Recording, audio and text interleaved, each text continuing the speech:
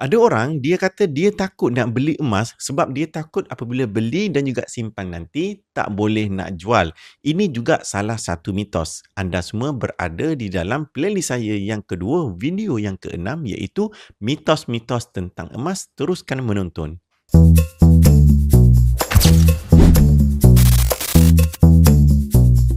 Salam perkenalan, saya Bahakim Muhammad, pembimbing dan juga penyimpan emas yang aktif sejak tahun 2018 memberikan ilmu percuma tentang emas dan juga kewangan.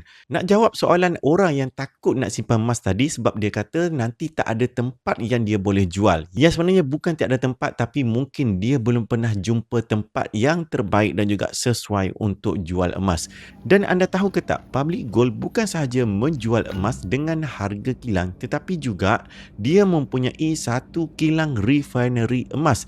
Dan inilah berita baik kepada anda semua. Sebabnya, Public Gold boleh membeli semua jenis emas, tidak kiralah emas tersebut gold bar, dinar, barang kemas, tidak kira apa jenis ketulinan dan juga tidak kira apa jenis jenama sekalipun.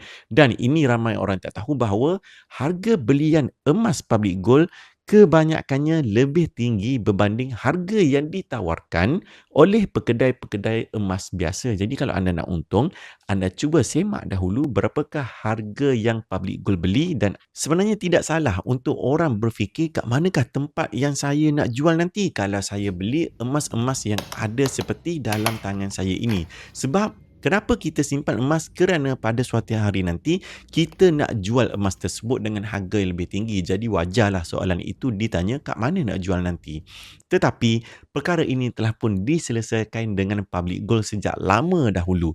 Kerana apa? Public Gold dia memberi jaminan bahawa mana-mana emas yang Public Gold keluarkan, tidak kiralah dinar macam ni, 1 dinar, 1 gram ataupun 5 dinar seperti yang ada di hadapan tuan-puan ini, Public Gold jamin akan beli balik emas jenama Public Gold walaupun emas tersebut kemik, cala maupun patah sekalipun. Dan harga yang ditawarkan juga adalah sama seperti yang dipaparkan di website mengikut harga semasa.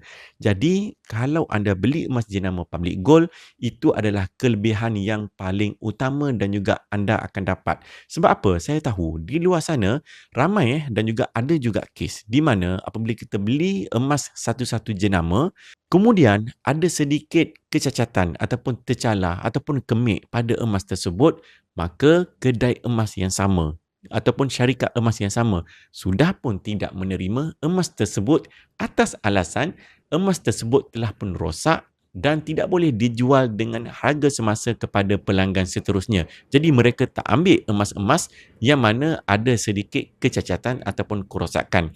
Dan itulah yang tidak berlaku dengan Public Gold sebab seperti yang saya ceritakan tadi, Public Gold akan ambil apa sahaja jenis emas dan juga emas jenama Public Gold akan diambil dengan harga semasa tanpa dikurangkan sedikit pun. Itulah jaminan saya sebagai dealer aktif Public Gold. Sebab itulah apabila kita nak simpan emas, jangan tengok satu kriteria sahaja. Mana-mana emas yang jual murah, terus kita beli. Tanpa kita fikir di masa hadapan nanti apabila kita nak jual, berapa harga yang dia akan ambil dan adakah dia akan terima tanpa syarat jual beli yang cerewet. Jadi kalau anda ada apa jenis emas sekalipun dan nak saya bantu untuk dapatkan harga yang tertinggi dengan jual kepada Public Gold, boleh saja tengok video description di bawah untuk anda hubungi saya dan saya akan bantu anda untuk jual kepada Public Gold dengan cara yang paling mudah dan senang. Kita jumpa dalam next video esok. Assalamualaikum.